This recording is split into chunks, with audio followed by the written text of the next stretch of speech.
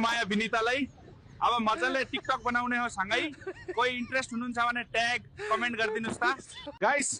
म त अब यसो तराईतिर जान लाको ध्रुवेर रोनाल्डो भाइहरूलाई भेट्न। फाइनली केटाहरूसँग भेट्वो है। अब राति रैला हन्न पर्छ। त्यो खसीको साउजी 500 रुपियाँ मात्र। जम्मा 500 किन हो? चाइनिज खसी हो, ग्यारेन्टी छैन, घर पुग्दासम्म भुक्न नि सक्छ। गर्लफ्रेन्ड हुँदा हुँदै छैन भन्न लाज लाग्दैन रे? अरे यार, बाटो पैसा भेटियो भने गोजीमा छ भनेर नटिपी हिँडिन्छ र भन्या। मा यहाँ मिठो चिया पाइन्छ? अबुई सेतो हुन्छ हैन यति बनु सेती भोक लास्दै लाग्यो नि आमा चिया पाउरोटी खाम न।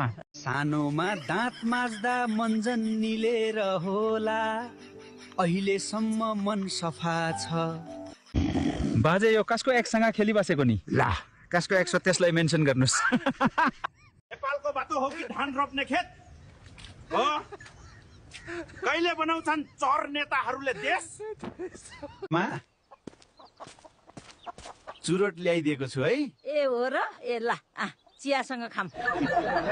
ओ यति भाइ, तिमी त विदेश जाने भनेर काठमाडौँ गएको थियौ, किन फर्केको फेरि? गुवाएर फर्केको हौ। काठमाडौँमा टोइलेट नाइ नहुँदो रहेछ। ल हेर्नुस् त गाइज, आज मैले कसलाई भेटेको छु? मरेको कुखुरा बोकेको दाइ। नेपाल हो दाजु, हरेक मोडमा कथा हुन्छ। ए नमस्ते गाइज, आज म आएको छु गाउँको धान खेतमा एकदमै रियल लाइफ देखाउन। यो कलुवा क्यामेरा बोकेको छ धान खेत। हेलो साथीहरू, आज म स्वयम्भू मन्दिरमा आएको छु। कस्तो गर्मी भयो? धेरै धन्यवाद छ तपाईलाई। तेरो सिक्री खाइ। त्यही बेचेर त आमाको उपचार गरेको नि। सिक्री चाहिँ नबेचेको भए हुने तैले। सिक्री जति आउँछ त जस्तो जिग्रे फेरि फेरि आउँदैन। म काठमाडौँ एउटा सपना लिएर आएको थिएँ, अब डुलो र डुवा लिएर फर्किँदैछु। बाई बाई गाइस, म गएँ मेरो घर हिमालमा। आई भन्दा बाई बाई रे, नम्बर देऊ भन्दा नाइ रे। रिस उठेर आई लभ यु भनेको ठट्टा नगर है दाइ रे। हे प्रभु, कहाँ गएर मरम? भाइ लास्टै पिरो छ यार। दाइ, त्यो पानीपुरी मेरो हो। यहाँको पानीपुरी खाएर म त स्वर्ग नि जान्छु होला। लास्टै पिरो छ हौ।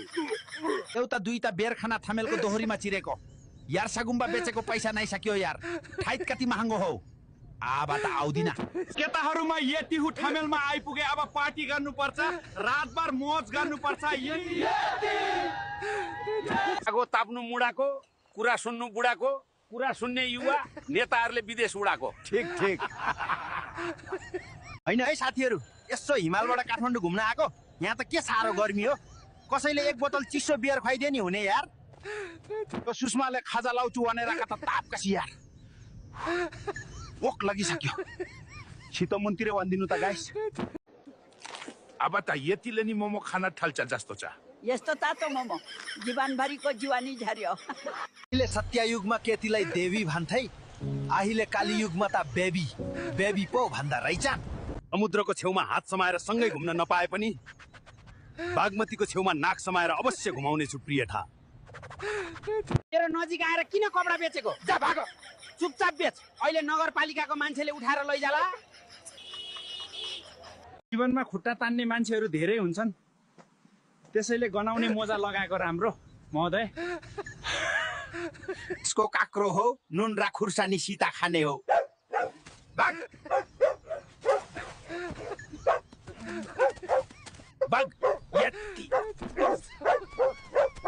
तिमीलाई थाहा छ किन हिउँ चितुवा लुका छिपीमा सधैँ हार्छ?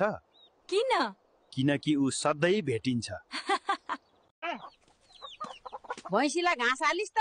ला बिर्से। मोबाइल चलाउन कहिले बिर्सिँदैनस् नि? मम्मी म त डिप्रेसनमा जाँदैछु। पर्दैन कहीँ पनि जान, चुपचाप लगेर कोठामै बास। पैसा छ तसँग डिप्रेसनमा जान। रक्सी पिउने मान्छेलाई के भन्नुहुन्छ तपाईँ? आइस हाल्न नबिर्सिनु होला। मलाई नेपाली केटीहरू लास्टै मन पर्यो। कोही सिंगल छ भने ट्याग और कमेन्ट गरिदिनुस् त। हेलो साथीहरू, आज साईमा पशुपतिनाथ मन्दिरमा घुम्न आएको छु।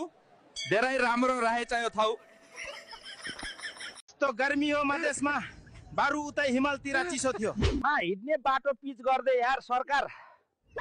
घरकाले म नराम्रो बाटोमा हिँड्यो भनेर हैरान पारिसके। बादरको जात मण्डेको आज मार्ने भयो। यतिलाई बादर भन्छस् गफती बुढा? धन्नै मरिना। यति बाख्रा बोकेर कहाँ झार्छौ? मुला रमाइलो गरौँला र पछि बियर र बाख्राको मासु खाउँला। तिमी पनि आऊ। तिमीलाई गर्मी नहोस् भनेर हो क्या मैले हावा हावा गफ गरेको। धेरै रोमान्टिक छु नि म। यो मुला बाँदरहरू पशुपति मन्दिरबाट यता आएछन् त। त पनि ठुलो बाँदर नै त हो मुला। जय हनुमान। यो भिडियो हेर्ने सबैको रक्षा गर्नु।